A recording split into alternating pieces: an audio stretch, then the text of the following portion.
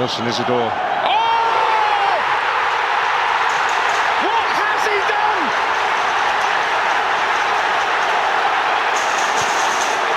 What has he done?